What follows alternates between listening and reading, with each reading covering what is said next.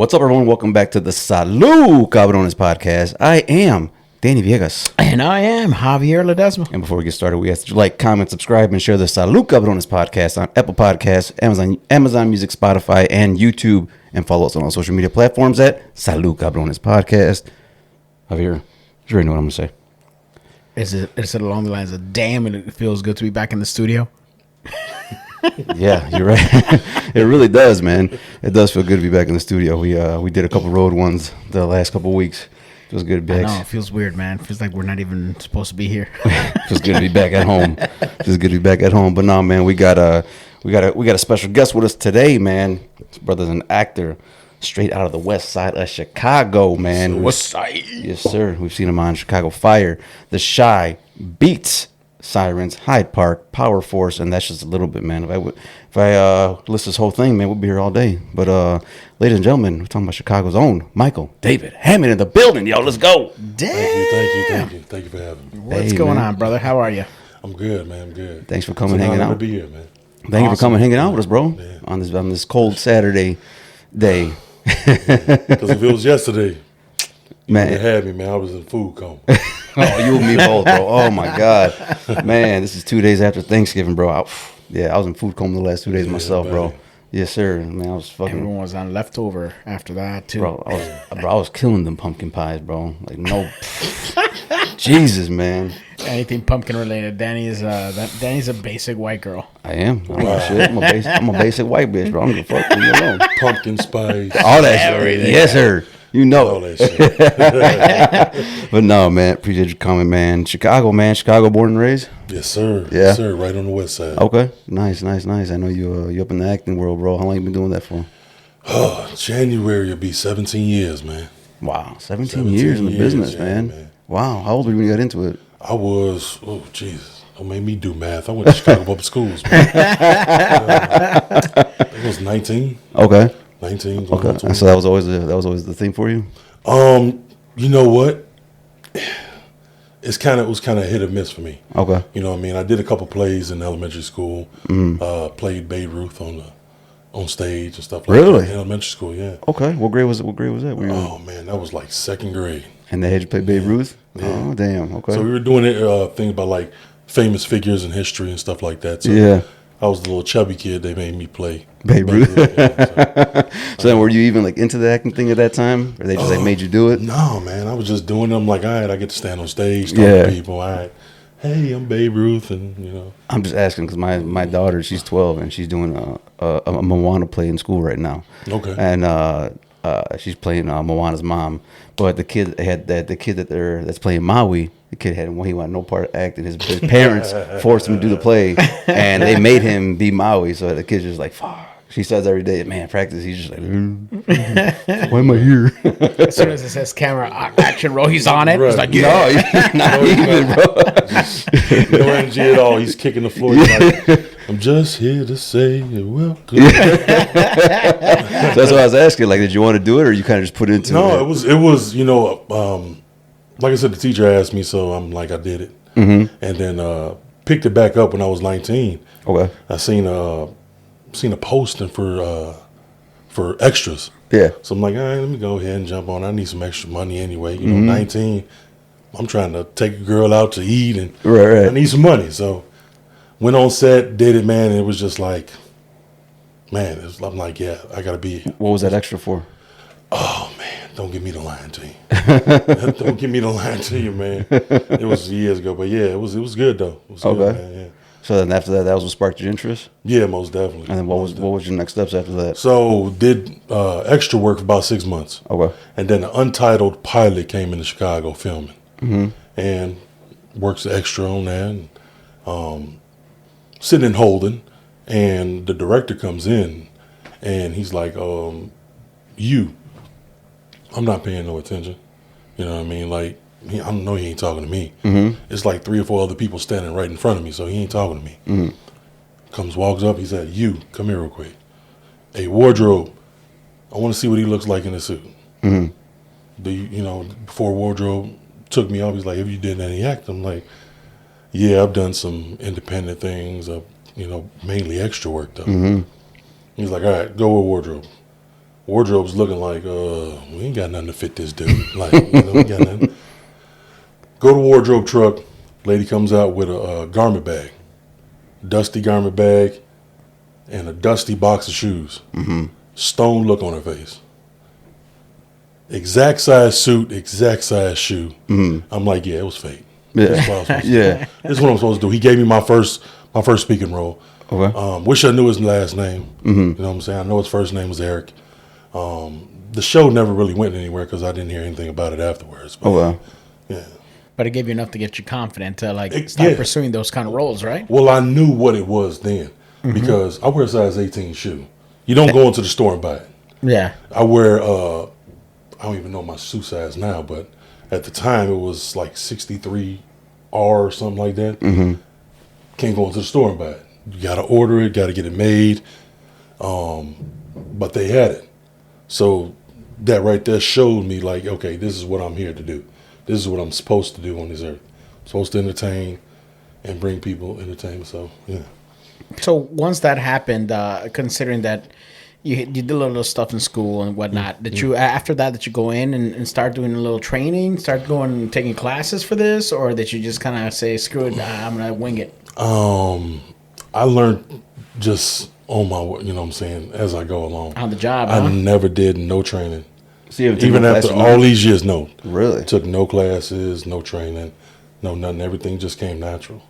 So, Nice. Yeah. So then after that, what steps are you taking then after that? Because then, obviously you got your agent and everything. Right. So then, so you mean after your first role? Yeah, that first speaking role. I didn't get an agent. Mm-hmm. Everything after that was word of mouth. Okay. So, and then of course you're your best agent. Right. You know what I'm saying? So I was just booking everything. Directors a handoff here. Oh, I worked with him, or you get producers like, hey, I worked with him before. Good guy, great talent. This is what you need him for. So yeah, it was just going on there, and then I picked up an agent. So I said, how long were you in the game before you got your agent? I want to say maybe 6-7 years. Okay. Yeah. And what was the first thing you booked where you were like, damn, okay? The first thing I booked myself was Mob Doctor. Okay. And I think that was like 2011 or something like that, 2012. Mm-hmm. And that was by myself. Mm-hmm. It was word of mouth, hey, you know what I'm saying, this guy's good. Yeah. Give him a shot. So, yeah. It's because I see you on, Chicago Fire, see you on Power Force, Sirens, all that, Beats, So, you step into these roles, like with Beats, starring Anthony Anderson, like your role, you got a good role, in the pool hall there with rapper Dave East and Anthony Anderson, man. How did that come about? How was that feeling going in there with Anthony Anderson and Dave East? You know what? It's a funny story with Beats. Mm-hmm. I had one line. Mm-hmm. I auditioned for one line. It was for a correctional officer. Oh, really? Okay. Yeah, it wasn't even for the role I got. Yeah, so because you played like Dave East's like boy's bodyguard or something. I played Big Boy. Yeah, his bodyguard, his muscle, whatever you want to call it. So I went in there to play to audition for a correctional officer. The line was, "Reese, you made bail. Mm-hmm. That's it. That's all. Done." Mm-hmm. So I go in there, deliver the line, do my thing. Did it a couple times. The director, Christopher Robinson. Mm-hmm. That's his name. Chris Robinson. He's like, he mumbled something to the casting director, and they were like, "Hey, go out there. We want to, read a little bit. Read this part." Mm-hmm. Okay, read the part, and it was like they did a little more mumbling. Like, all right, you did good. Okay.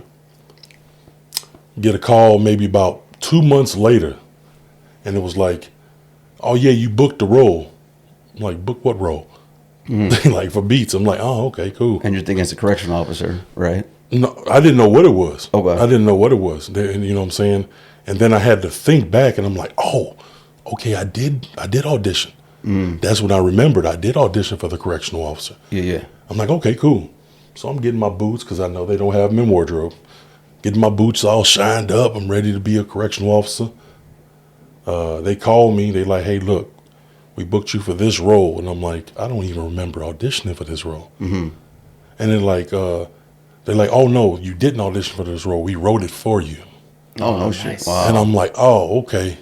And I'm like, okay, that's another step of learning process of like, if they really love you, they going to write you in. Yeah. Oh, You know what I'm saying? So so that came along, and man, it was amazing. It was truly amazing to work with Anthony Anderson, work with Dave East.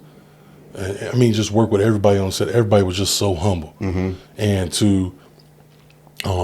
we were on set, and we were, you know what I'm saying, we were taking a break, and Ant was like, man, them rib tips the guy brought to the set, man, for me to try them, man, they were good. And I'm like, yeah, they was good.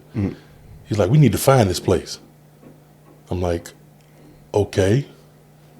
We go walking down Halstead to this rib joint. Nobody knew where we were. And then finally, everybody started freaking, where's Michael? Where's Anthony? And everybody like, well, we seen them walking down Halstead. So literally, we see a cop car ride up on the side of us. We see a black SUV ride up on the side of us. Where'd you guys going? We hungry, man. We trying to go get some barbecue. So yeah, we took off, man. He's so humble, man. So humble. Cause I think I remember you posting a video. You guys were at the restaurant, right? Yeah. We were literally just there having fun. Yeah. Like literally, me going in to meet him the first day, and it was like we were like instantly, it was like brothers. We're like we known each other for years. You know what I'm saying? That's how he treated everyone, no matter who you were, whether you know what I'm saying, you lead, supporting, extras, crafty, don't matter. He treated everyone with the same respect. You know what I mean? And it was great. It was fun, man. It's a little excessive to send the cops and everything after for you guys just getting some barbecue, man. Well, I mean, you got to start a movie. I know, right? You know what I'm saying? And you got a supporting actor with them. They're freaking and out. we just cut out. They checking trailers. Like, we checked everywhere for you. We like, well, we were hungry, man. How far down was the restaurant from it set? had to be about like 4 blocks. It had to be about 4 blocks. These guys are filming the South Side, right? Yeah. Okay. We were right in Inglewood. Okay. Yeah, we were just walking down Halstead.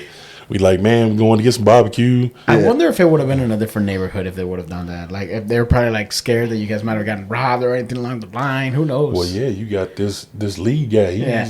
This the money man. Yeah. They gonna do it. Trust me. No matter what neighborhood you're in. Everyone knows Anthony Anderson. Exactly. Yeah, everyone knows Anthony Anderson. And so that's what it was. And it was like everyone thought I was his bodyguard at first.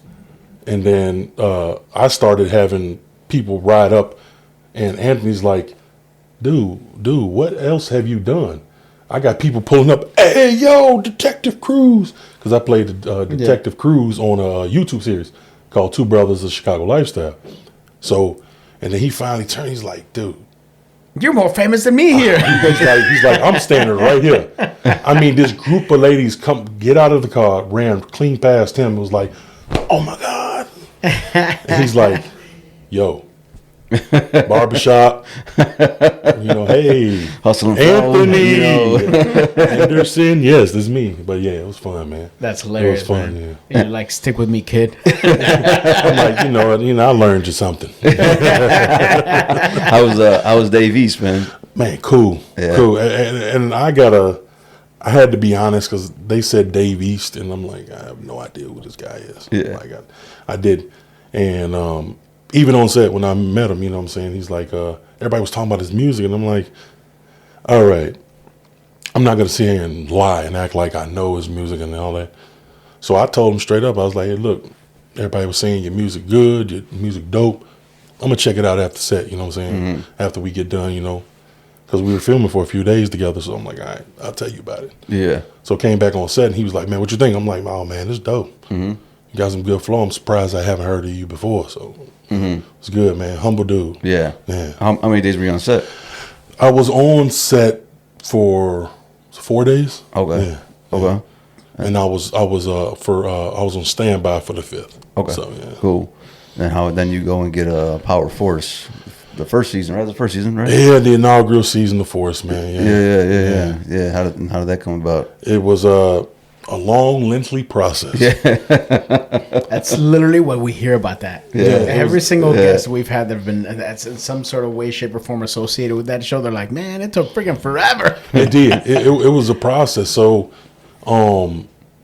I seen that they were going to come film it was October. And I'm like, I posted on my story. I said, hey, look, manifest and I'm getting a role. Then come April, I get the call. And they're like, hey, you got an audition. I'm like, all right, cool. Went through the audition. The next day, I'm like, they got a call back. Do the call back. Next day, oh, you got to do this, and then this process. And then finally, I did the final one. This is with all the producers, casting director, everything. Didn't hear nothing the whole weekend. I'm like, you know what? It is what it is. Oh, excuse me. If I get it, I get it. I don't. It's just another role. It's another no. Mm-hmm. On to the next one. Monday morning, I'm snoozing. I was just up all night with my son. He was sick.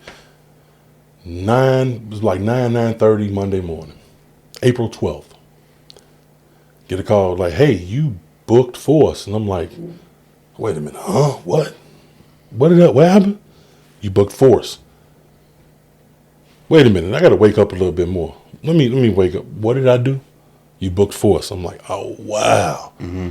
Just started tearing up crying because it was a next level in my career because, you know what I'm saying, everyone does the day player roles, the one and dones. Mm-hmm, mm-hmm. And to have worked so hard all those years and to book a recurring, mm-hmm. it was true emotions. Mm-hmm. True emotions. Same thing when I booked Beats, I'm like, dude, this is supporting. Yeah. This is big deal. This ain't everything's a big deal. Mm-hmm. But this is supporting. Like you with this dude in multiple scenes. Same thing, man. Emotions, man, took over. So it was a blessing. I wasn't getting on set that first day. Oh man, it was crazy. It was nuts because everything was just like, it was hard to find at first because everything was pretty much blacked out. Like, hey, look, I'm like, where do I go? You just got arrows. Normally you have arrows with the initials on it. Yeah. Nothing, just arrows. And so I'm like, okay. Then they finally gave me the address, and I'm like, oh, wait a minute. That's the old Empire. Mm-hmm. That's the old Empire stage. Mm-hmm. So I knew exactly where it was. It was fun, man. Mm-hmm. It was fun to walk in. Everybody was just excited. Yeah. And I'm like, okay, yeah, everybody did some research on me. All right. Okay, yeah. At that point in time, you feel like you belong, right? Yeah, you belong, yeah. Yeah, it was one of those sets where even though, like I said, everyone's new to it. Everyone's new in it. It's the inaugural season. Normally there's hesitation everywhere, you know what I'm saying? But no, it was like, man, family immediately. Mm-hmm. So, yeah. What was it like working with Joseph Secor? Man, it was crazy. It was nuts because I have heard of him, mm-hmm. and I never watched Power. Mm-hmm. I never did. So, and then I heard that 50 used to, usually on set. Mm-hmm. So I'm like, all right, let me watch a couple episodes to, in case they ask me some questions. So I just find the basic stuff, looking. And then as soon as I get on set, they're like, have you ever watched the show? I'm like, yeah. No, I didn't. I'm just going to be honest with you. No. So, no, it was amazing. It was amazing working with him, man. Like I said, I've heard of him. Everybody that I was able to tell was more excited that I'm working with him than, because I'm like, I don't, I never watched this stuff. Mm-hmm. You know what I'm saying? I never watched Power. Yeah. Now, where I know him from is Boardwalk Empire, stuff like that. Yeah. So I'm like, yeah, that's why I'm like, yeah. Mm-hmm. Everybody's like, Tommy. I'm like, nah, he was in Boardwalk Empire. What you talking about? Like, that's where I know him from. So yeah, it was fun, man. It was fun. Yeah, because how many days you do on set there? So I was doing, I did 2 days on one episode, then I did like a day and a half on the other episode. Mm-hmm. So yeah. So then afterwards, did you get that feeling like, man, like, like I'm supposed to be doing this. This is like for this world is for me. Yeah. Oh no, it's for me. Yeah. This is it. Like this is where I'm supposed to be. I'm supposed to be recurring. Mm-hmm. You know what I'm saying? Right. So what are the next steps that or the next goals you want to that you want to do? You want to accomplish? Well, I checked one off recently, which was booking a role on a Law and Order. Mm-hmm. You know what I'm saying? No matter which one it was. Oh, you booked Law and Order? Yes, I did. Really? Congrats, man. Yeah, man, I appreciate it. When was that? So I just booked it. I was just in New York, September. Okay. back in September, early September. Awesome, man. Congrats, man. Good for you, Man, I man. appreciate it, man. Yeah, It was another. Them emotions took over because it's like now that's a show I faithfully watched. Mm-hmm. You know what I'm saying? I'm talking about Dick Wolf's series was just it. New York Undercover. Yeah. Then the original Law and Order. Then SVU came, and then the Criminal Intent. Then the Organized Crime. So it was truly amazing to book a role on like one of the longest tenure running shows there is. Oh yeah, man. What kind of glimpse can you give us onto the character you're playing on that show? I can't. They have the only thing I can tell you is of course we all watch Law and Order. Mm-hmm. And there's always that one guy they're looking for in the episode. Mm-hmm. I can tell you that much. I'm the guy they're looking for. Okay. Nice. All right. So yeah. And when is that? You know when it's supposed to air? Oh no, they haven't even given a premiere date for the season yet. So okay. Yeah, I'm it's just waiting for the on new that. upcoming season. Yeah. Okay. So, yeah. Congrats, man. That's Man, fucking I awesome, appreciate man. it, I'm sure you works with some big stars in there. You know. Man, worked with the man himself, Stabler. So nice. Yeah. Nice. Yeah. Good for you, man. Yeah, I appreciate what it. What else is in the pipe works for you? You know what? It's just that at the time I've got a couple auditions in the wind. Mm-hmm. But in between me filming, I help coach and mentor other actors and actresses. I coach them through the self-tape, stuff like that. Make sure all their emotions line up in a row so they can book that role. Yeah, talk about that, man. When did that start for you? Oh man, that started. So I've been mentoring and coaching actors and actresses for years. You know what I mean? Just giving them what I've learned because when I first started out, I knew nothing and nobody would give me the game. Yeah. You know what I'm saying? Everybody was holding everything in. Like, it was a cutthroat. It was cutthroat. It was before the digital came in and everything. Everybody had hard copy, headshots, resumes. Yeah. You had to go in places. You had to do this, had to do that. So it was just pretty much, man, mentoring them, man, giving them the game. I probably started that maybe like 2014, 2015, you know what I'm saying? And then, of course, COVID came, and that's when self-tapes became the norm. Yeah. So, yeah, it's just coaching people through them, man, teaching them the right ways to film it. You know what I'm saying? Don't do this, do this. Don't do that, do that. You know what I'm saying? So, curious, what are your thoughts on self-tape auditions now? Do you prefer self-tapes or prefer to be in the room? I hate them because no one can truly get the real essence of you. Right. You know what I'm saying? A casting director. That real presence Exactly. Yeah. Exactly. You know what I'm saying? You can hear the voice on you know what I'm saying, when you're watching the tape. Yeah. You can't feel it. Right. You can see the presence on tape. You can't feel the presence. Mm-hmm. You know what I'm saying? I was so used to walking in rooms and people were just like, damn. Mm-hmm. You know what I'm saying? Because you're a memorable guy. Exactly. That's what I'm saying. Myself and Danny walk in. They're like Latino guys walking in. We probably aren't going to stick out. You have a very strong presence because of your build. Exactly. So they're going to remember you. Exactly. Yeah. So you walk in, 6'5", 400 pounds. And then you got you got some dude that looks like Big Pun, or people call me Steven Seagal and stuff too, but then ponytail, huh? Exactly. And then this guy sounds like Barry White. Mm-hmm. Yeah. You know what I'm saying? Something very unique about your presence. Yeah. So exactly. If you come in and if you can act, they're gonna remember you because they're gonna be like, damn, that guy could he's got some acting chops. Exactly. He's got a presence. People are gonna remember him. Exactly. And that's what I loved about, you know what I'm saying, before COVID, before the self-tapes became the norm. Because, you know what I'm saying, you get in good with all of the casting directors and stuff like that. And you step in front of them so much to where now it's like, I had it to where I would walk in for an audition and the casting director be like, you know what, this role really ain't for you, but I know you. Go ahead and do your audition. Even though I knew I wasn't going to get the role, I'm still going to lay it on tape. Mm-hmm. Mm-hmm. Because what a lot of actors and actresses don't know, the one thing that we don't get to do as actors and actresses is act.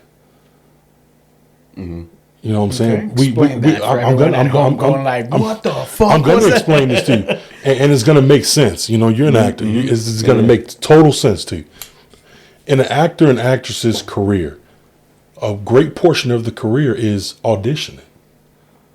So You know what I'm saying? There's a small portion of that is where you're actually acting on set. So what I like to tell the people I mentor is every single audition you get, that's the job. Make that the job. Do 3, how long the audition is. Make that a play to yourself, a stage play to yourself. That's how you perform your auditions. That's why they say, you're not booking the role, you're booking the room. Exactly. Yeah. Exactly. You're not booking the role, you're booking the room, because that's the job. You know what I'm saying? That's the job. You booking, you know what I'm saying? That's just furthering your job. Mm-hmm. But that audition is the job, because for a great percentage of actors and actresses, no matter what market you're in, that's what you're doing mostly in your career. Mm-hmm. You know what I'm saying? Is there one role that you auditioned for that you didn't get that you wish you got?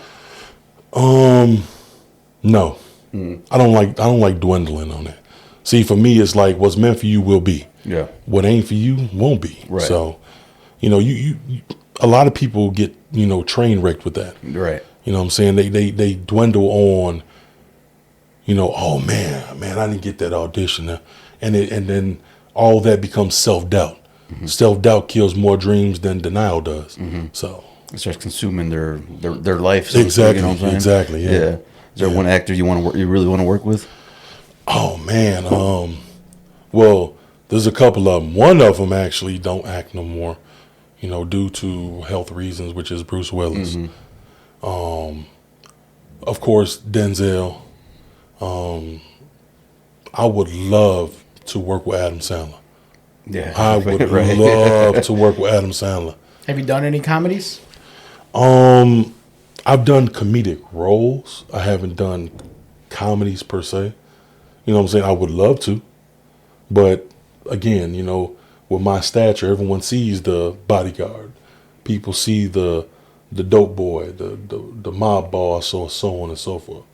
But, I'm not going to complain, because I've had a lengthy career on being typecasted. So it's like, you know what I'm saying? I'm not going to complain, because it's work and there's money coming in. At the end of the day, it still works. Yeah, it still works. Exactly. So, yeah. If you have a unique build that is bringing you those acting roles, then might as well take advantage of it.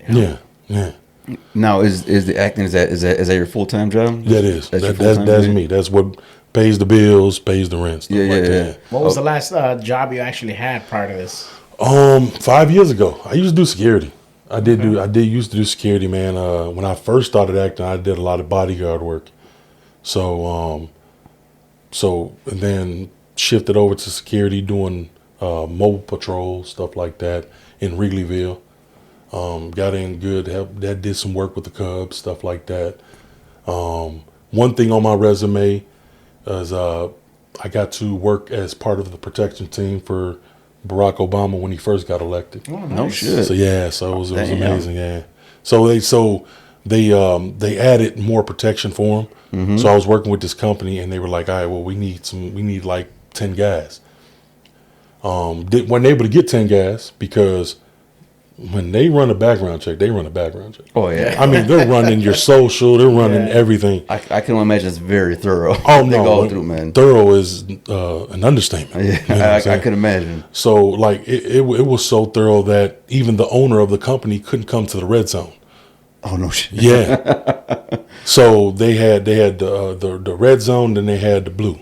Okay. The blue, of course, was out further where the crowd is. Red zone is right where Eagle is. Mm. You know what I mean? And all the other politicians and the celebrities and stuff like that. So yeah. Mm-hmm. Did you wear a suit for that?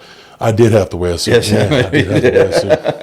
Custom made. It was a long. Oh my God! It was the longest 37 hours ever. Like That's no sleep. That you like 37 hours straight? Yeah. Oh my God. Because we had once we got cleared, we had to go to them. You know what I'm saying? And literally every step of the way.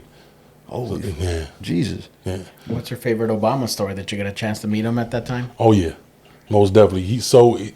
The man is so down to earth. Mm-hmm. So he down seems like it. If you ever met him in person, he's so down to earth. I did once before he ever became president. And how was he? So my Obama story is kind of hilarious. a couple of people know it. I don't know if No, I did didn't tell know. it No, on I the didn't know about podcast that. No, before? no. So when he gave that speech, that kind of like catapulted him into like saying, "All right, this is our guy." Right. I don't. He wasn't running or anything like that at the time, but he gave a speech at the Democratic National Convention. Everybody was like, "Oh my God, this guy's such an amazing speaker. This guy, he's gonna be our guy." I used to work downtown at a tourism company, Okay. and I was working right off of Wacker on by the river on Michigan, and the building right behind it, rainy day. And I was working at this tourism company. I was basically by myself this particular day. It was just raining, pouring, weather's horrible. No, basically the business sucked that day, right? Right. And I turn around and I look at who's walking out that building, and I go, I recognize this guy. And at that time, he wasn't a normal guy you see on TV. Right. So I look over, I'm like, hey, I remember that guy from that speech he gave. And he's waiting there and he's trying to hail a cab. He's like, he looks at me and he goes, hey, man, how's business today? I'm like, oh, it's pretty crappy. I'm like, the weather's kind of bad. He's like, oh, okay. He's starting to wave the cab. No cab stopping for him. So we just chit-chat for a little bit, shooting the shit. And then after a while, he realizes no cab is stopping for him. And he's like, screw this, I'm walking. And he just takes off and starts walking. In the back of my mind going like, fucking cabs wouldn't pick him up. Right. But fast forward, that guy is going to be your president, Right. It's just, to me, it was like insane that I just got a chance to have like a normal guy conversation, normally chill, just back and forth with this dude that eventually was going to run the country, Yeah. I didn't know you fucking Yeah, you had the interaction with him. Yeah. That's crazy. Awesome. Yeah, my story was, of course, we're guarding him and stuff like that, and he comes out. This is our first time actually seeing him and meeting him. Mm-hmm. So he comes out. He walks past. Standing there. He walks past me. I see the top of his head. And, he's not no short dude. Yeah. You know what I'm saying? So he comes back. He's like, what's your name? I'm like, sir? He's like, what's your name? I'm like, my name is Michael. He's like, what's your name? I said, Michael. He's like, no, what's your name? What they call you? I'm like, oh, Big Mike. He's like, I knew it. He's like, how tall are you? So I'm 6'5". He's like, yeah, you're pretty stocky guy. He's like, you got boats for feet.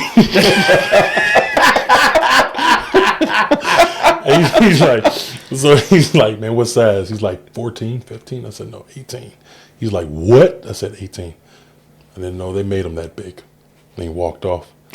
I'm like, all right. So yeah, it was fun, man. Then I got to interact with him right before they announced him that he won and stuff like that. So it was good, man. It was good. It was fun. Looking at your feet right now, dog. 18. Yeah, man. Yeah, man. Jesus, man. And he's wearing Adidas shell toes. Because they're the only ones that really make my size. I was gonna ask you, how hard is it to find shoes? It's hard. It's hard. Like It's got to be basketball shoes are the only ones that they got to make that big, right? You'd be surprised. You would be surprised. A lot of them don't come in 18. I was like, yeah. Yeah. Like I got Jordans. They come in 18. But these are very comfortable. Everyday wear. They're comfortable.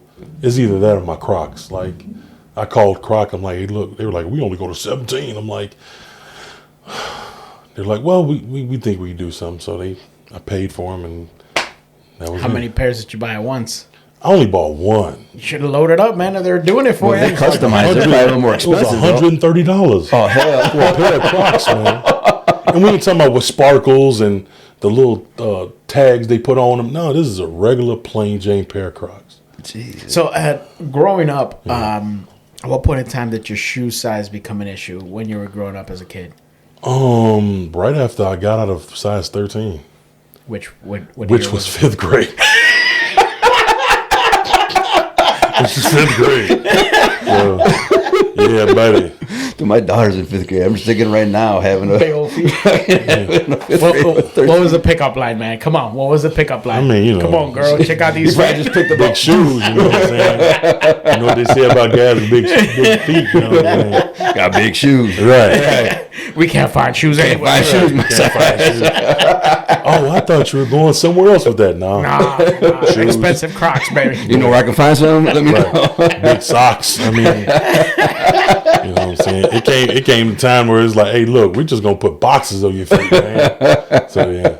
Jesus, man. So in 5th grade, you already were a size 13. That's crazy. So walk me through your high school years then, like in terms of like just finding clothes. So the reason I ask this is because my father's a tailor. Right. So to me, it's always been very interesting, a lot of the custom-made stuff that he's had to make for people. Right. And so I'm curious what that was for you, like the struggle of finding shoes. I used to work as a shoe salesman, so I've had basically customers walk in there with like abnormally large feet. Right. So it's a struggle, man. I can imagine. I appreciate you putting that in kind words. I appreciate that. Instead of saying just big ass feet, you're like abnormally large feet.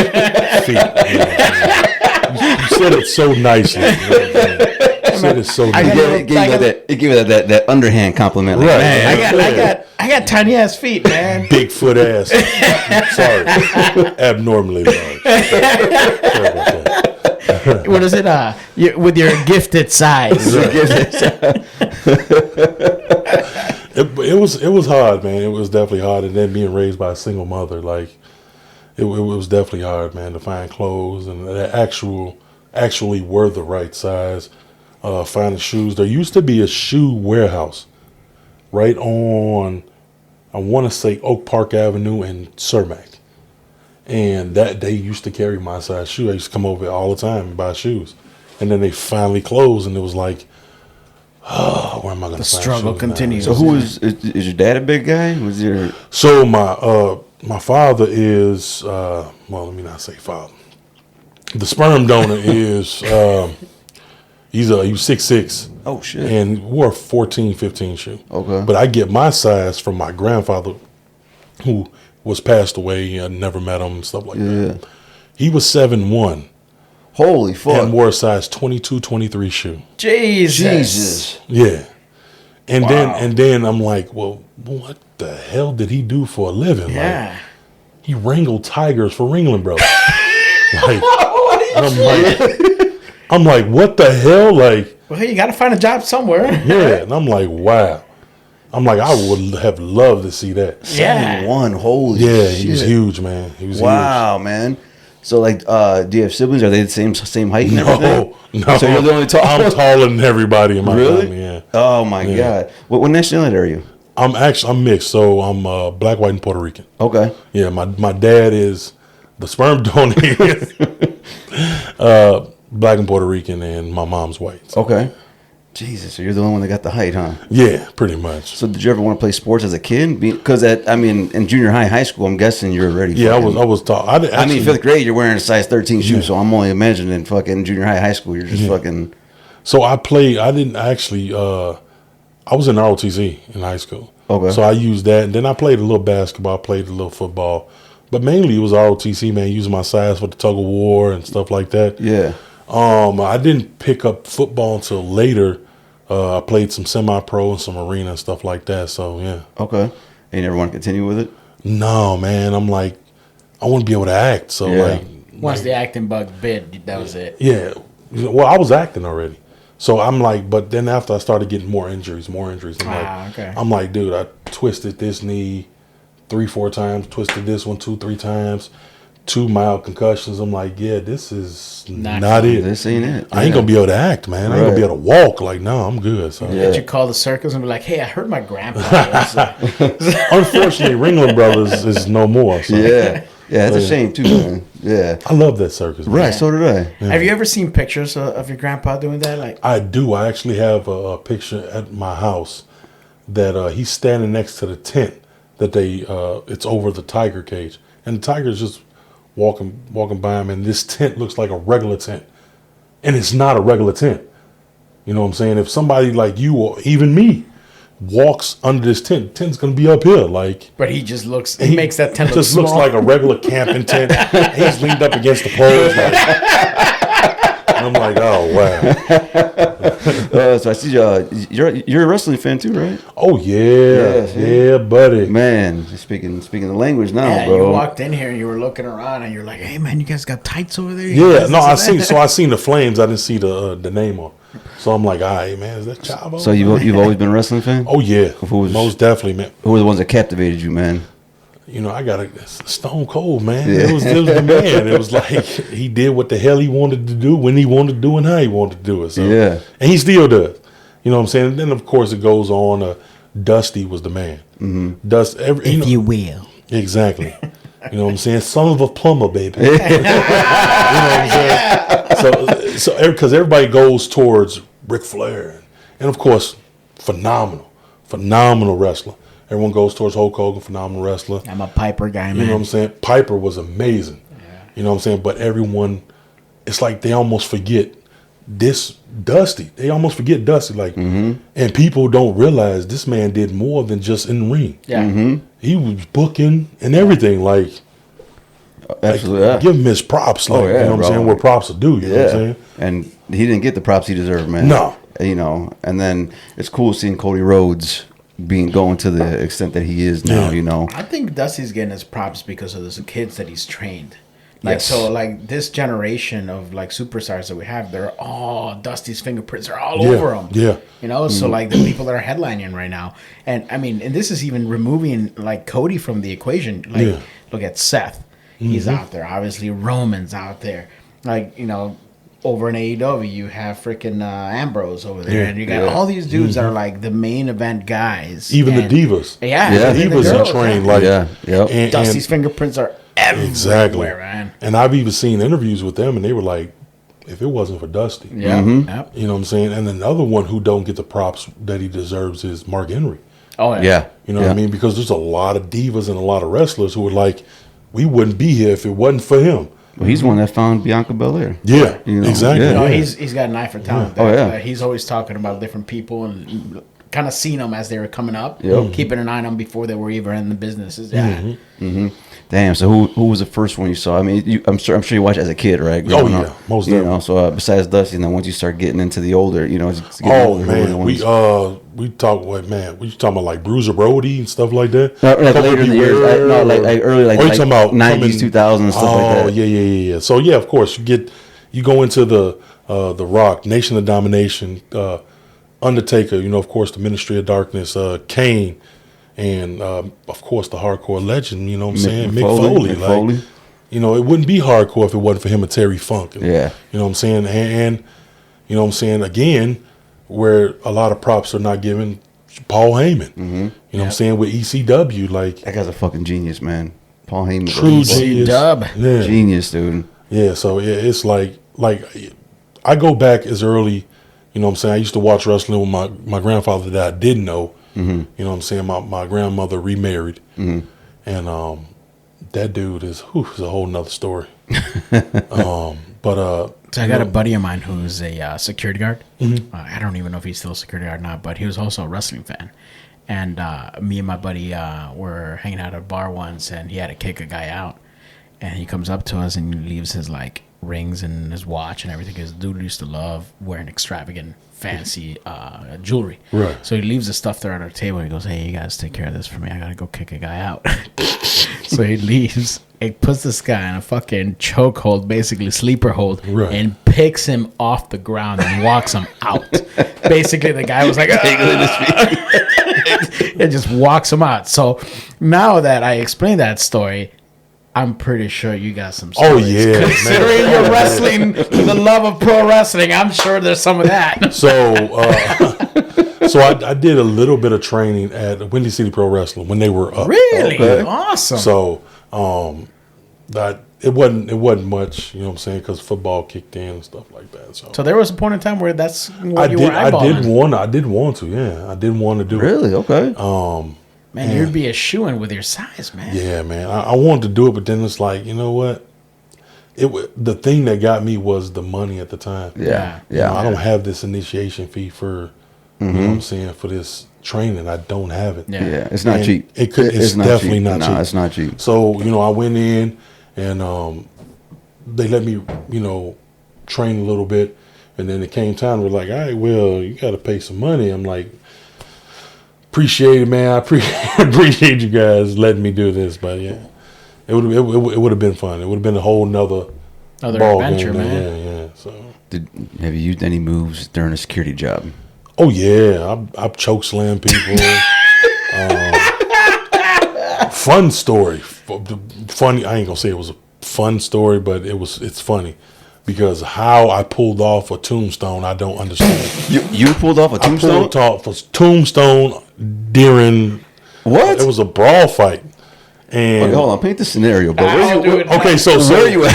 Okay, so I used to do like contract security for like different halls, banquet halls, stuff like that. So, and we were working this Ecuadorian party. Okay. And I mean, they were drunk. And they just started fighting. It was two people fighting. So we go in there, literally separate the fight. You know, this guy gets kicked out. This guy gets kicked out. Done. So me and my partner sit back down. We hear more commotion. So we walk in and there was another fight. So we're like, all right, get them out. No problem. Sit back down. Hear more commotion. Now the commotion's louder. We walk in, it's like 4 people over here fighting, 4 people over here fighting. We go in, start breaking it up. We got Abuela over here swinging chairs, and I mean, it was. Please tell me Abuela is the one that got tombstone. It was like no. So this guy, this guy jumped. This guy jumped off of the table. I caught him midair. I got him like this. He cross-bodied you, and I got him like this. I'm separating people. He's swinging, so he gets down to here. You know, he gets down to right here, and I'm like, all right. So I'm sitting there separating. He's still here. I got him right here. Still separate. And I'm like, this dude is getting on my nerves. Boom! He's ready to come. And then after everything is said and done, you know, people get maced and cops come in and get everything done. I finally sit down and I'm like, I just tombstone a motherfucker. I'm like, my boy's like, hey, you good there, Taker? I'm like, what you talking about? I'm like, what you talking about? Because I'm still not realizing it. He's like, dude, you just tombstoned the guy. I said, no. I'm like, yeah, I did. Wait a minute. I didn't realize it. So, yeah. That's hilarious. My buddy and I constantly send each other videos of like real fights or whatever it is, and real things that happen on the streets, but that involve like a dash of wrestling. Right. We find it fucking hilarious. Right. Like I remember, I'm pretty sure you've seen that video that went viral of there's like a fight like some diner, and some guy walks up to the guy, licks his hand, and chops the shit out of him. Yeah, like things like that. You know, we fucking find it hilarious that wrestling makes it into everyday like normal fights. It's gonna make it in every day. People fail to realize how many wrestling moves you do in a fight. Yeah. Like, I mean, literally, how many times have you seen bouncers clothesline people? You know what I'm saying? How many times have you seen bouncers belly to belly somebody? Or I mean, as far as power bombing somebody or something like that, literally, it finds its way there. Fucking chokeslam. Exactly, a chokeslam. I mean, that was a simple. It literally was just get out the way type thing. You know what I'm saying? Yeah. And it wasn't even realizing me trying to do some big show type thing. It was just get out my way. You know what I mean? You know, so you see Big Mike down on the table and doing a swanton. Right. like the only thing that was the funniest thing was like, because I didn't realize I did the tombstone. It was like, oh yeah, I did do it. You know what I'm saying? But everything comes in. You know, wrestling move's gonna come in. I got to a point. I remember I got into a scuffle in front of my cousin's house years ago. And I realized how much wrestling had infiltrated my everyday life, that I had a fight against somebody and I put someone in a sharpshooter. and I went, holy shit. Like you actually got it on them? Yeah. Locked in and everything? Yeah. But see, that's what I'm saying. You don't know. You're just doing this stuff because you see it. Because that's what you know. Exactly. Yeah. Like, it just happens. Like, I've chopped people many a time. Yeah. You know what I'm saying? People come up. I got these pair balls. Boom. Get out of here. Yeah. You know what I'm saying? Or hitting someone's back. Boom. Oh, man, I just chopping the back. You know what I'm saying? Like it comes into play. You just don't realize it. Like, I worked at a candy store once and I found some kids stealing candy. I was little. I think I was like maybe a sophomore in high school or something like that.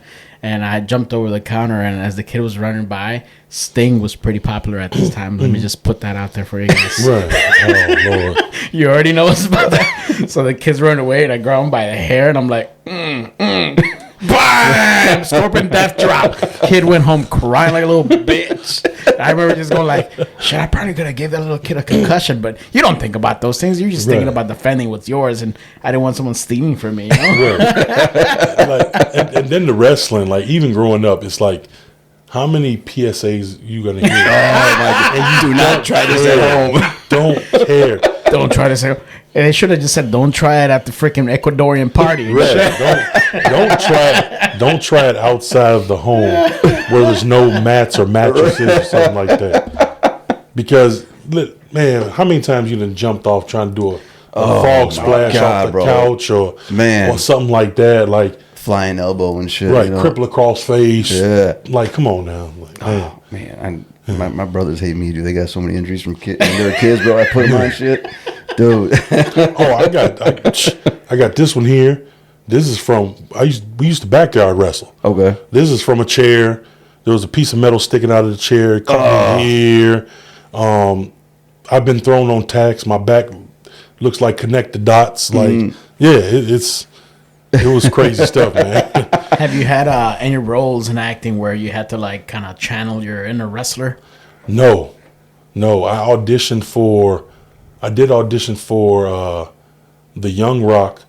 Really? And I auditioned for the show that's on Netflix now, Heels. Okay. This really no shit. Yeah, I did, and I wanted that role so bad, but I understand because So who'd you audition for Young Rock? What role? Dusty. Oh my Dusty. God! Yeah, That Dusty. great. No shit. Yeah. And I'm like, why y'all got me auditioning for Dusty? I should have been auditioning for the King Kong Bundy or something. You know what I'm saying? But yeah. So how about for Heels? Heels. It was probably got to be the Mexican guy. I think El Dorado. No. It was they gave it to this swole it was a black guy. Gave it to him, swole dude in the gym. Yeah. Okay. He has a minor role in. Yeah. Okay. He is So it was him. probably the biggest dude in there. Yeah. Yeah. So I'm like, all right, well, okay. I like that show, man. Hopefully it comes back. Man. It is. supposed to, It's man. a good show, man. Damn, that's badass. You audition for Dusty and Young Rock? Yeah, man. How was that audition process? It was crazy. I watched just for a small scene, I watched maybe about 15 hours of Dusty interviews, and it wasn't to get his cadence; it was to get his lisp. I was gonna say when I did that, if you will, and you went right into it, I'm like, this guy's got a pretty good Dusty. No, it was literally like because that's hard because we don't have lisp, Right. So to get him, and it wasn't too much of it wasn't the lisp; it was his tongue. Give me some more Dusty, man. You know what I'm saying? And it was like the line was, the thumbs up wasn't for the trip. It was for the banana pudding, baby. You know, it wasn't for the trip. You know what I'm saying? So it was just getting. It was almost like a dead tongue. Then you had to. There was that to try to get down, and then his mannerisms and it was just that's what tied it in. Yeah. And I got a call from the casting director. They were like, "Dude, you nailed Dusty, but it's just you're just a little bit bigger than he was." And I'm like, "Okay, that's understandable." You know what I'm saying? And that's so that leads back to what I was saying before, as far as like building a rapport with the casting director. Yeah. Because they will call you. You know, if they know you and you in front of them a lot, or even self tapes, they're seeing you, and you don't fit the role, they will literally call you like, dude, because they see you putting in the work. Right. You get a breakdown of the character. You could tell if that's for you or not. Right. And you still submit. They respect that. And I'm pretty sure you've heard it before. You get a lot of people like, man, that don't even fit me. I'm not auditioning. If I'm decline. Yeah. I don't decline nothing. Yeah, neither do I. I'm sending everything. I don't care if the dude was for a 5'5" guy. I'm sending it in because you just never know. Yeah. You know what I'm saying? Because in their mind, they might say, 5'5", whatever. But then when they actually see it, Exactly. never mind. We can go a different direction They with can this. restructure, Exactly. And that's what people don't understand. And people fail to realize that. Yeah, And that's why I try to teach people when I mentor them and coach them and like, dude, they wrote a whole role for me in Beats. That wasn't there. So you making an impression is your top priority. Right. You know what I'm Some of saying? the previous actors that we've had on the show have talked about the idea of hitting a home run in these auditions. You still don't get it, but now you've made an impression on this casting director that at a future gig that he's got a cast, Right. and he goes, "Man, I don't have one. Oh, you know what? Big Mike could fit this role real well. He kicked ass in this other one. He didn't get that role, but this is perfect for him." That's kind of what they've mentioned on the show, and it makes sense, man. Exactly, and that's why I said like, so even when roles are like perfect to the T, match you perfectly, you don't get them. So leading back to Law and Order, I auditioned for a role. Well, I can't say the guy's name, but the role was me to a T. Literally, I'm talking about the height they wanted, size they wanted, everything. Didn't book it. But then I get a call and they're like, "Hey, we want you for this role." It's called, but I made that impression of, "Hey, look, that may match you, but we want you for this bigger role. This one probably don't match you, but you'll be better here." So that's the idea of it. You know what I'm saying? It's not, again, it's the job. The audition is the job. You know what I'm saying? Make it the job to where you're leaving that lasting impression. But if you go into it with the mindset of, "Oh, this ain't going to fit me. I'm just going to blah, blah, blah, blah, blah, blah. My name is such and such, and from this, and my agent such, and the blah, blah, blah." That's it. And it's all nonchalant. They were like, "This guy sucks." Exactly. Exactly. You know what I'm saying? And then that's what happens. You know, and if you ain't making that impression, you ain't acting. Yeah. That's it. That's all. You know what I'm saying? Who would you like to portray? I'm curious. In a wrestling movie, who would you like to portray? Even though I'm not tall enough, I would love to do Big Show. Yeah. Big Show. I would have loved to do Andre. Andre is definitely an inspiration to me because he was one of the first ones. Him and King Kong Bundy, of course, and Bam Bam and them. They were the big guys. Yeah. They showed that, okay, you can be big, but you can move. Right. You know what I'm saying? We all seen a young Big Show when he was the Giant. Yep. Man doing flying drop kicks off the top rope and stuff like that. So they were inspiration. I would love to do either one of them. You know what I'm saying? Yeah, I can see that, dude. I can see Even Bam Bam. I would love to do Bam Bam or Vader or somebody like that. You know what I'm saying? So I could always see a Big Show or even a Bam Bam. yeah. Yeah, you ready to shave your head and take? I would definitely do it. Would you? I would definitely do it. Sir, we need you to tattoo your head. I got this. It's no problem. I would definitely do it for the role. You know what I'm saying? Or if they want to put a ball cap on me, I don't care. Yeah, yeah. You know what I'm saying? I would love to do that. Yeah, 'cause you got that long hair, bro. Yeah. Yeah. Ready to get rid of it? I would. For the right role, I would. I'm a little jealous of it. I'm not gonna lie. Danny's jealous. Nothing under here, bro. I got nothing under here. All right. Danny looks at a peach and is jealous of it, man. There's that Wow. fuzz in there. Wow. Got that peach fuzz, though. Oh, that peach was a lot more than I had. God damn it. So who would you like to portray in, you know what I'm saying? In wrestling? Yeah. If it was a wrestling film, I think I would like. Well, I mean, I don't have a look, but I mean, I would love to do Eddie Guerrero. Oh, yeah. Yeah. And I would. I could see you doing Eddie, or I could see you doing Chavo, Yeah. or I could see, oh, man, what is that guy's name, man? Old school guy? It's not too old. It was during the aggression era. The aggression era? What's left in the head on there? Not Mysterio. No, it was, it was so stereotypical. Oh, the Juan Deere one? When they came on the Juan Deere? Yeah. Who came out in that? That was It was three of It them. was Psychosis, Psychosis, Super Juventud, and Crazy. Super Crazy. Yeah. Yeah.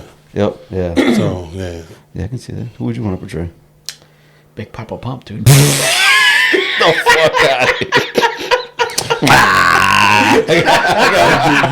You're about a foot and a half too small. About 100 pounds too light. I want to play the Giant Gonzalez. Are they gonna put you on stilts? I just have a low bodysuit and she walk up. Oh. Hey, dude, Giant Gonzalez and Undertaker, bro, right there. SummerSlam, right there, bro. Man. Fuck, yeah, that was SummerSlam, right? When they wrestled each other. Yeah. Realistically, I don't know, man. If I were ever to play anybody, I've always loved the ECW days. Yeah, oh, yeah. And I don't know, it's like I always like gravitated towards the smaller dudes that can really, really work. Mm-hmm. Like realistically, if I were to play somebody, it'd probably be like Dean Malenko. I can see it. Somebody like that. Malenko, I can see it. All right. Like height wise, I think I can be there. I love all like the technical aspect of it. So if I'm being realistic, it's probably be like someone like a Dean Malenko. Yeah.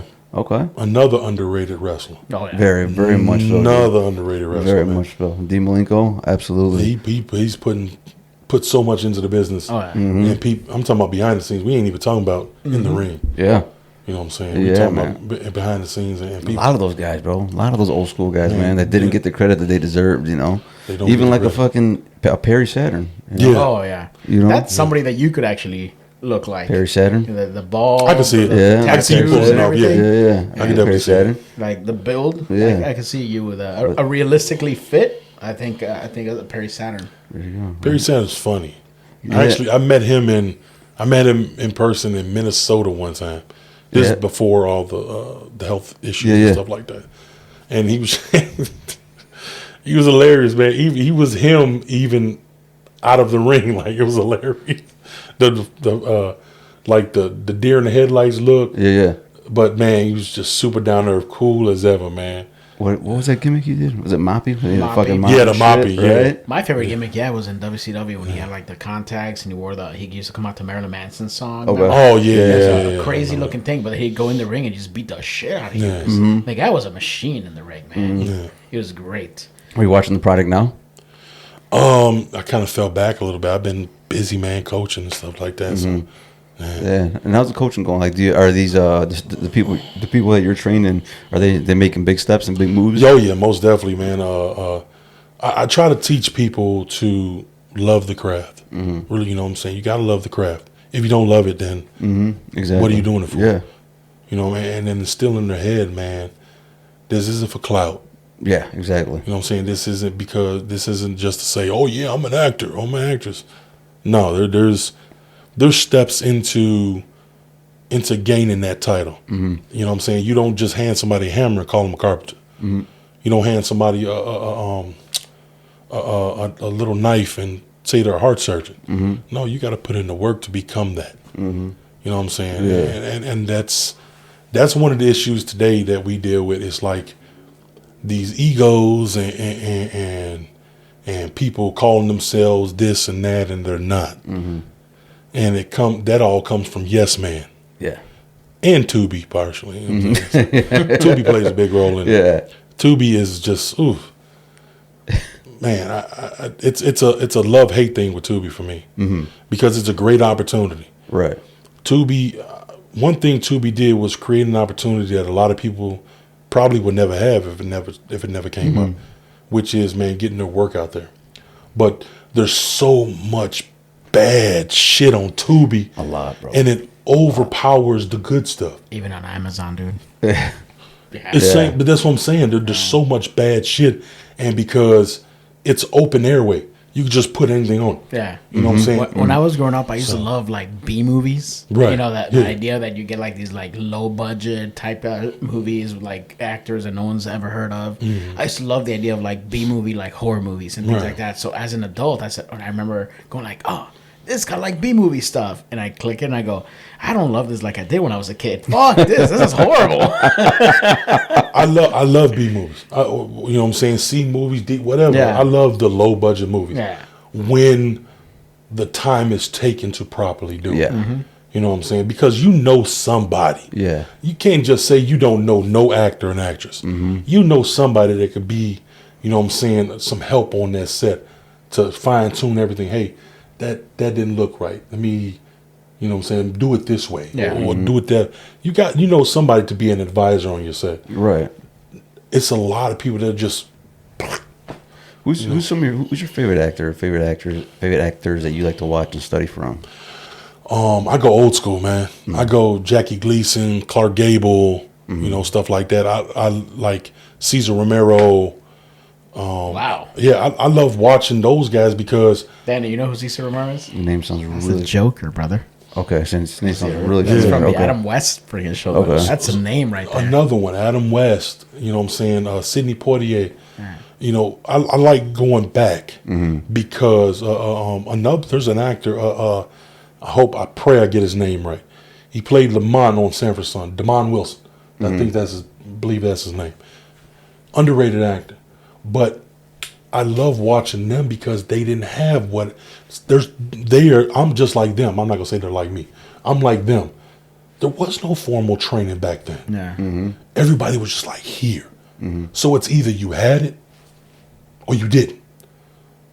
You know, that's why I love watching them because everything, if you ever pay attention to the movies back then and just follow one actor or one actress, everything was different. Yeah. And then, I'm not talking about the movie. Every scene or every line was delivered differently. And they had no training. And it's like, that's who you learn from. That's cool. You want to watch, Tom Hanks and Denzel and all, but they are trained. Watch those, you know what I'm saying, guerrilla style actors and actresses. And you're going to see, you're going to be like, damn, they didn't even get no training. And this movie is phenomenal, or this show is phenomenal. You know what I'm saying? Like, that's who I like to watch. I like to watch the old school guys. What's your dream role? I would love to be in a Marvel movie, man.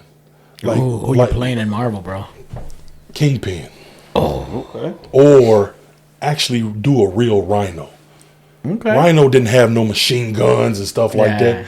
And then you get, I'm not throwing no shade. Paul Giamatti is a phenomenal actor. They gave him crutches for that character. Super underrated. Yeah. Another underrated actor. But come on, dude. Yeah. Him as Rhino. Yeah. Come on, dude. Really? I get the reimagining of the characters to kind of make them, fun for TV, for the movie. But there's sometimes that they come up with these characters and you're like, no, you just got so far away from the origin that it is no longer the same character. What's the guy's name from that 70s show? Topher Grace. Yeah. Venom Really? sucked. Yeah. Really? Really? Venom? Really? Yeah. I needed fucking Brock Lesnar to be fucking Eddie Brock and shit. That's what I needed. Fucking Like, big the beast. Sandman, they got on point. Yeah. Everybody else, they got on point. It was just those certain ones. And then I seen the guy, he plays Kingpin on Flash, if I'm not mistaken. Who's that? I can't remember his name, but he played Gomer Pyle. He played Private Pyle in Full Metal Jacket. Yeah, I know what you're talking about. Oh, you're talking about the newer ones. Yeah. Oh, I know what you're talking about. Yeah, I forgot his name. I know exactly what you're talking but about. he plays Kingpin now. Vincent D'Onofrio. Yeah. Yeah, he's the best Kingpin that ever was. Again, so far. phenomenal actor. Yeah. But he don't have the size. He doesn't have the Kingpin size was that. just A massive dude. a big dude. Yeah. He wasn't. He was tall, but he was a big dude. He had some weight on him. Let's be real. He was a fat guy. Kingpin was a big fat dude. You know what I'm saying? That just was strong as ever. Yeah. So I understand. I understand the reimagining of everything, but at the same time, for the nostalgia, Yeah. let's bring some real. Vincent D'Onofrio is probably the best version of Kingpin we've had so far, but he wasn't true yet. You know what I mean? Like you're right. He needs the size. Exactly. But imagine if Vincent D'Onofrio had like a bigger size, bigger build to him. Oh no, he got the it. delivery that he had was awesome. Oh no, his Kingpin is literally down to a T. Yeah. He just needs the size. Again, Yeah. phenomenal actor. Yeah. But it's the size, the accuracy of the Yeah. character. When they did Michael Clark Duncan as a Kingpin, I think they were going for size rather than anything else. Yeah. And it was like, okay, cool. And I have no problem when they switched to the cultural backgrounds, the races of characters, but I didn't feel like he did a great job as Kingpin. I was like, It was fun to me. It was fun to me. It was to the see him as size. Kingpin. Yeah, exactly. But it was the size. At least I think that's what they were going Right. for with him. It's like, okay, at least you're gonna get like a dude that is basically more massive than anyone on the screen. you know? Right. But yeah, I can see that. I can see you as Kingpin, man. Yeah. That'd be pretty freaking sweet. Yeah, I would love to do it. It's out there in the universe, man. Big Mike is Kingpin. There you go. We gonna see it. I want to play MODOK. With my little thing there. Right. Oh, Lord. Oh man, as we start winding down here, bro. Well, I know I asked you before what's next for you, but as far as like, what you're teaching and everything, like, are you going to be holding more teaching more classes and stuff like most that? Definitely, yeah. How can people get into that? That they're looking to get into the business. Man, just hit me up, man, on one of my social medias. Inbox me. I ain't got no problem with telling you the way. My first thing I would do, what I tell people, if you're gonna come to me, you're gonna start like everyone else. Mm-hmm. I'm not gonna make a call to one of my buddies who's independent director, like, hey, they need a role. No, you're gonna learn what it is to be, what it to be on set. Mm-hmm. You're gonna learn that. So you're gonna go do some extra work. I'm gonna send you to do some extra work, so you can get that feeling, and then you can make the decision from there. Are the long hours work, for you? Mm-hmm. Is all this work for you? You know what I'm saying? The early mornings for you. Mm-hmm. You know what I'm saying? Are you gonna put in the work to hone this craft? Yep. And if you could do that, then we can work. Mm-hmm. All right, let's start going. Now I'm gonna start teaching you some things, and you're gonna learn on your own as you go along too, because I can only teach you so much. You have to put your own nuances to it. So you have to continue your teaching to yourself when you're not in a session with me. Yeah. Because I'm not trying to teach you how to act like me. No, you would never be me. There's only one me. There's only one you. So you have to be you. Mm-hmm. So that's what I like to do. Mm-hmm. What do you feel are your best successes in both on the acting world and then in the teaching world? The successes as far as the teaching goes and the coaching, is seeing, what I'm saying, my payment is them booking that role. Oh man, no man, book that role. You sure I'll cash it? No, book that role. Mm-hmm. That's how you repay me. Because that lets me know, what I'm saying, that I did my job. I did what I was supposed to do. And we got that role. That's how you repay me. You know what I'm saying? That's my biggest accomplishment as far as the teaching and coaching go. And as far as acting, man, just being, my biggest accomplishment as acting is not only booking the roles I've booked, but to sit here and be an actor, to be like, hey, about 96, 97%, maybe 98% of my career has been in my own hometown. Mm-hmm. The other, 2-3% has been in other markets, but the main portion of my career has been here. And that's something a lot of actors and actresses can't say. You know what I'm saying? Yeah. So, a little bit ago you mentioned the idea of earning the title of actor when you finally get the tools where you feel like you are there. At what point in time in your career that you feel like you finally earned that title? When I gain the respect of others, like as far as like the people who've been in the business for years, and I know you'll know when you become an actor. You know what I'm saying? Everything will speak for itself. And you ain't got to go through, oh yeah, I was in this and I was in that and I did this and I can do this and this. Your work speaks for itself. You know what I'm saying? Like it's just you putting yourself through that training and gaining the respect of others. So that's when I knew I was an actor. That's awesome, man. That's awesome, man. Thanks again, brother. Thank you for coming and hanging out with us today, man. We hope you had a good time here with us, man. Oh, yeah, most definitely. It's an honor, man. I appreciate you guys inviting me out. Yeah, dude. We could shoot the shit on wrestling for hours. Oh, yeah. Fuck. Some of the stuff that you brought up, I was like, that's an old school mind right there. Yeah. I love that shit. That's what it is, man. That's where I learned, so. Yeah. Absolutely, man. Before we head out of here, man, I mean, any last things you want to say? Well, again, I want to thank you guys for having me on here, and for anybody who, is, pursuing a career in acting, I would like to say, don't pay attention to the naysayers. You know what I'm saying? Keep grinding, keep striving, keep honing, And you know what I'm saying, like that. I like to say, man, do work. Mm-hmm. You know, continue doing you. Yeah. So There you go. Where can people find you at, man? Put your social media out there. hey, man, on Facebook, Michael David Hammond. TikTok and Instagram is @thereal_MDH. Okay. There you go, man. Well, Mike, thanks again for coming and hanging out with us, bro. We really appreciate it. We want to give a big special thanks to our sponsors, the Law Office of Christopher Hoff and the Taco Villa in Villa Park. Big shout out to Chris and Bear Mysterio. Appreciate you guys, fellas. Bear is pretty happy right now. They fired Flus. Oh, yeah, I'm sure he Flus is. is gone. Gone, baby. You out. Christmas came early. Yeah. I was happy. I think all of Chicago was happy, bro. Woke up from a food coma. I'm like, he's gone. Yes. Bring me that more Nah. Nope. You don't even deserve You it. don't deserve that song. You don't even deserve Nope. it. Just a straight, Kicking the ass out the door. it's just a straight get the fuck out of here. Exactly. That's it. Exactly. But no, man, thanks again to Mike for coming and hanging out with us, man. Appreciate y'all tuning in. Mike, this is the part of the podcast where we raise up our drinks and we just give a toast saying salud cabrones, man. So when you're ready, 1, 2, 3. Salud cabrones. We out.